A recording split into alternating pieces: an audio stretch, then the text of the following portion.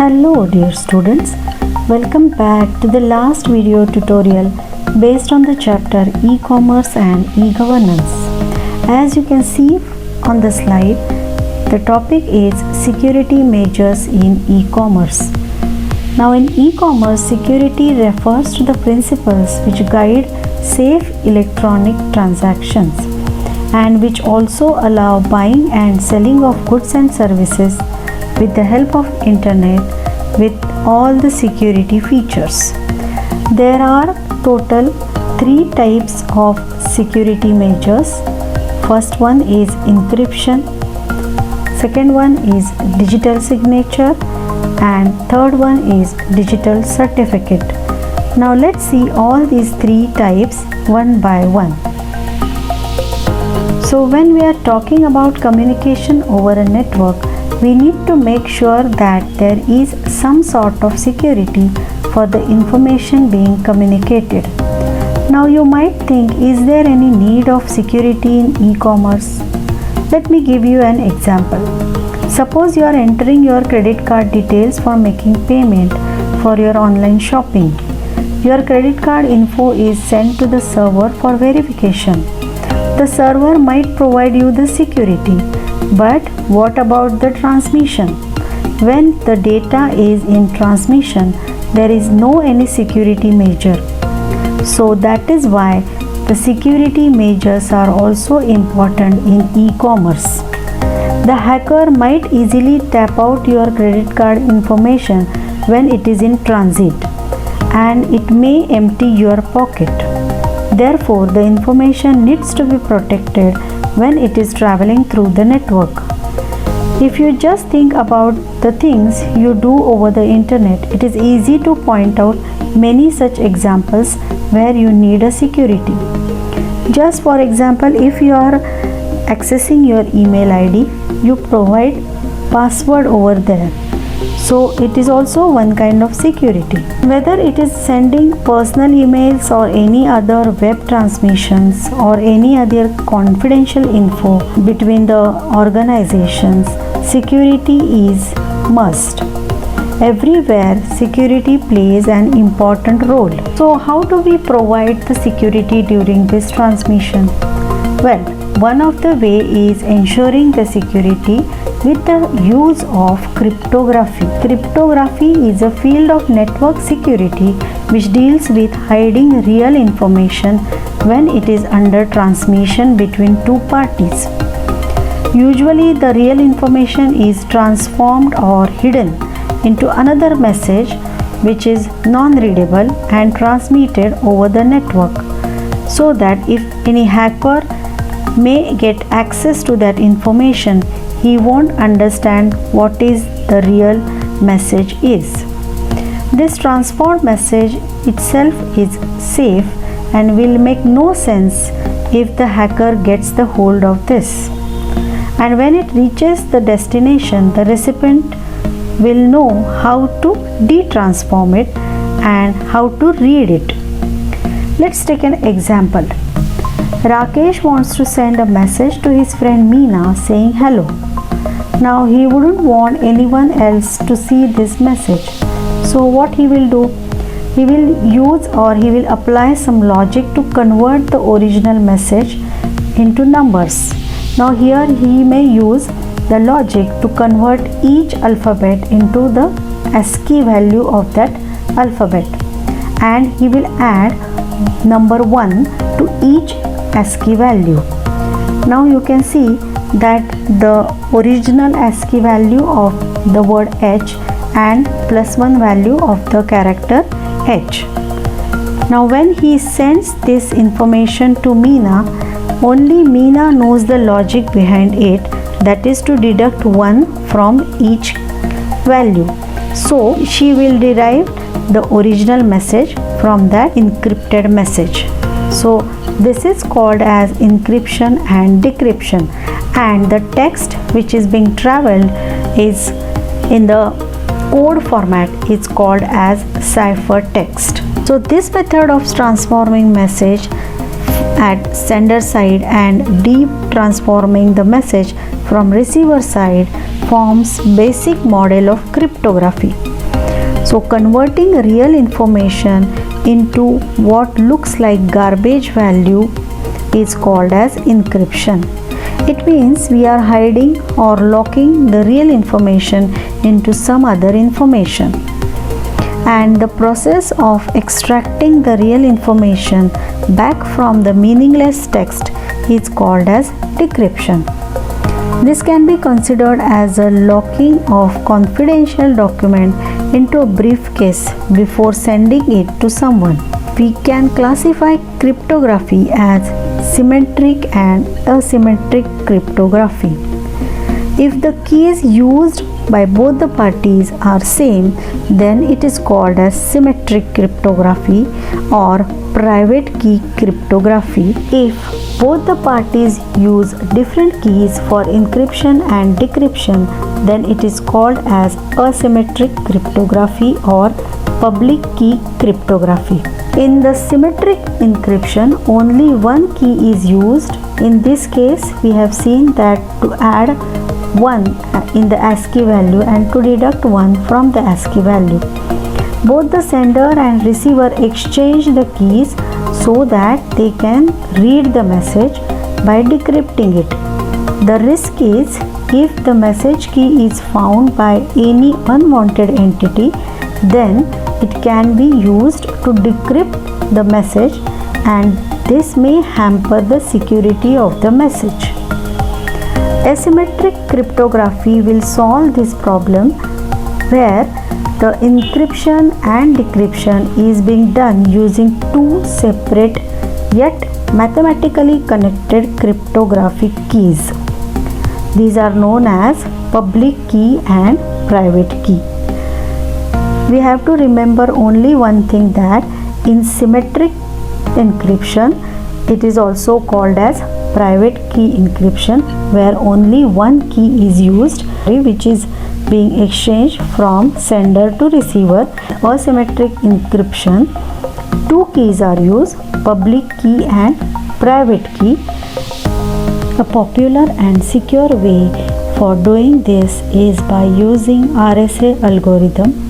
This algorithm will generate a public and private key which are mathematically linked to each other. Public key is issued to encrypt the data and only the matching private key is used to decrypt it. At the end, we can say that whether it is a public key or a private key, it is nothing but a combination of numbers and alphabets and not a physical key. Signatures have been used since the ancient times to establish identity and authenticate the message. Signatures have undergone transmissions in each era, from impressions to intricate seal to describing one's own identity. In this digital era, signatures have manifested in the form of digital signatures and armed with legal sanctity. Digital signatures are being adopted widely across the applications, domains, and sectors. A digital signature is nothing but an electronic signature to verify the authenticity of the message. Generally, you don't change your signature whether you are signing a check or a report card of your child. But in case of digital signature, it will be different for document to document and from person to person. Let's take an example. If Raj and Sara sign a document digitally, the digital signature generated will be different from each other. Also, if Raj signs two documents at the same time, then also the digital signature generated will also be unique for each document. A digital signature serves three purposes. Authentication. It gives the receivers reason to believe the message was created and sent by the claimed sender. Second is non-repudiation. With digital signature, the sender cannot deny having sent the message later on. And third one is integrity. A digital signature ensures that the message was not altered in transit. In a nutshell, we can conclude that a digital signature is a mathematical scheme for verifying the authenticity of digital messages or documents. The digital signature uses encryption technique, asymmetric cryptography. Digital signature is used in e-commerce, software distribution, and financial transactions. And lastly, it is the direct transfer of information between two parties. Digital certificate.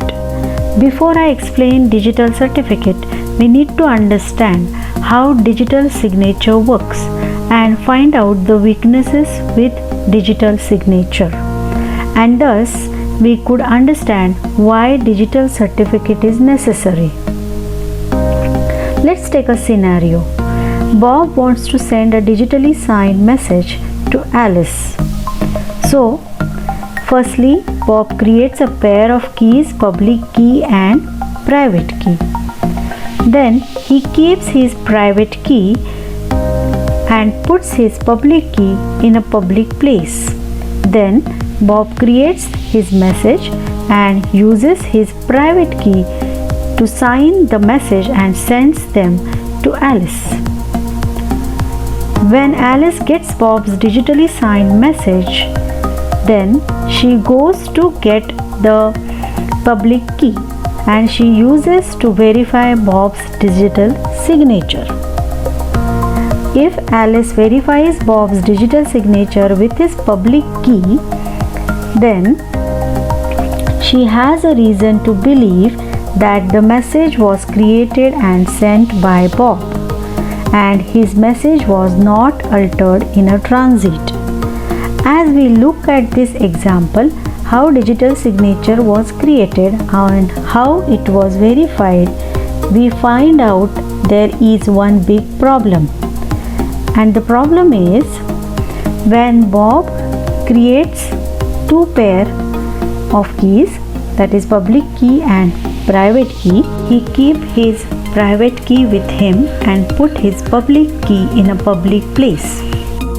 When Bob sends the digitally signed document to Alice and suppose a hacker intercepts Bob's digitally signed message, the hacker may simply throws it away and creates a whole new package or message.